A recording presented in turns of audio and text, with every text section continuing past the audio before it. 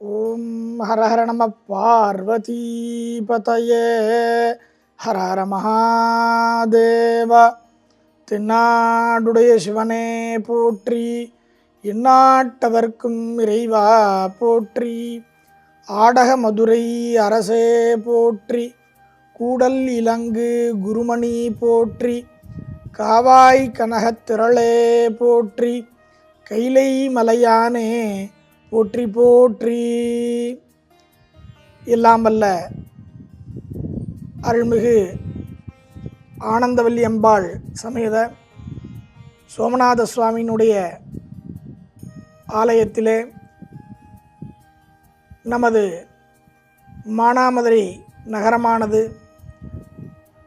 எப்போதும் சீரோடும் சிறப்போடும் மக்கள் இன்புற்று வாழ வேண்டும் என்றும், விவசாயம் செழிக்க வேண்டும் என்றும், அனைத்து ஜீவராசிகளும் நலமுடன் வாழ வேண்டும் என்றும் ஆண்டுதோறும் சித்திரை பெருவிழாவானது தொடங்கி நடைபெற்று கொண்டு வருகின்றது.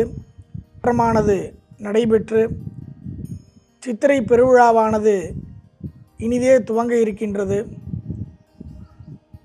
இந்த சித்திரை பெருவிழாவிலே முதல் நாளிலே காலையில் நமது ஆனந்தவல்லி சோமநாதர் ஆலயத்திலே கொடியேற்றமானது நடைபெற உள்ளது. இந்த கொடியேற்றமானதினுடைய விசேஷம் என்னவென்றால், உயிர்களானது இறைவனை அடையக்கூடிய தத்துவத்தை விளக்குவதாக அது இருக்கின்றது. பொதுவாக எல்லாரும் கோயிலில் நந்தி, பலிபீட்டம், கொடிமரம் மூன்றும் பார்த்துருப்பீங்க. அதில் நந்தியானது உயிர்களை குறிக்கக்கூடியது.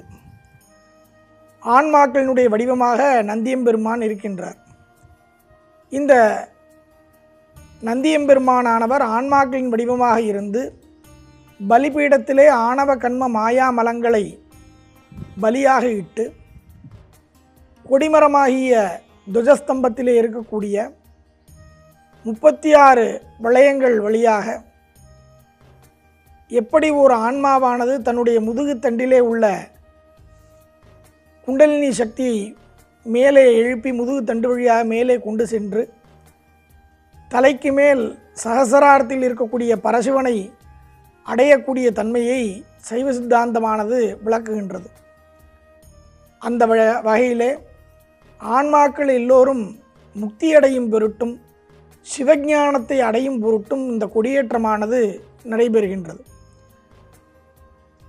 எந்த ஒரு ஆலயத்திலும் கொடியேற்றமானது நடைபெற்றால் அங்கே நமக்கு இறைவனின் மூலமாக சிவஞானமானது,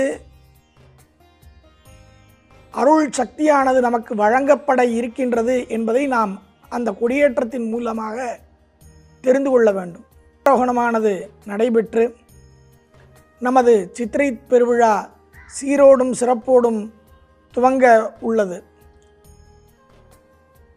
இதிலே ரிஷபக்கொடியானது மேலே ஏற்றப்பட்டு இருக்கும். அந்த ரிஷபக்கொடி ஏற்றப்பட்டுவிட்டால்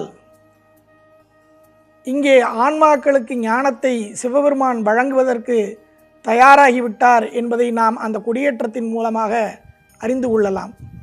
ஆகவே அனைவரும் அந்த சிவஞானத்தையும் அருள் சக்தியையும் பெறுவதற்கு இந்த திருவிழாவிலே 10 நாட்களிலும் இறைவனை தரிசிக்க வேண்டும் என்று கேட்டுக்கொண்டு, இந்த கொடியேற்றமானதுக்கு அனைவரும் ஆலயத்திற்கு வந்திருந்து தரிசனம் செய்ய வேணுமாய், இறைவனுடைய அருளை பெற்றுய்ய வேணுமாய் கேட்டுக்கொள்கிறோம்.